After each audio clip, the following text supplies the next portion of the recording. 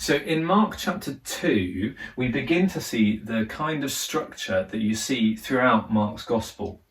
There are 8 events in this kind of B block in the first section of Mark's Gospel. The first 4 of them we saw at the end of chapter 1, where Jesus shows what his kingdom is like, and it comes totally without resistance from anybody, and it's spectacular. The sick are being healed, evil spirits are being cast out, Jesus' teaching is gathering huge crowds. And that's what we see for the first 4 incidences in this B block. But then we get 4 mirroring incidences to that one. 4 incidences of Jesus bringing his kingdom, but this time every single one of them is met with human resistance.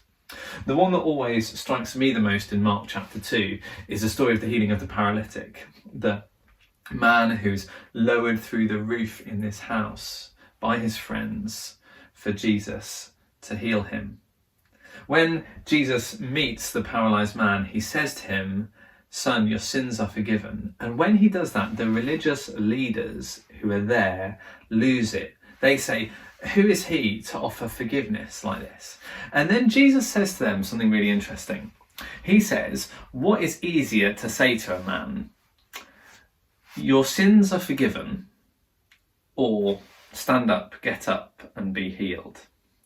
And I think when we hear that question, we're supposed to think it's way easier to say to somebody, your sins are forgiven, than it is to say you're healed to them. But then Jesus shows us that it is not at all hard for him to heal this paralysed man, and he does it. 13 chapters later in Mark's Gospel, he will show us what it cost him in order to offer us forgiveness for our sin. And when he does that, he shows us that it is anything but easy. What has struck you from reading Mark's Gospel chapter 2? Whack it in the comments down below.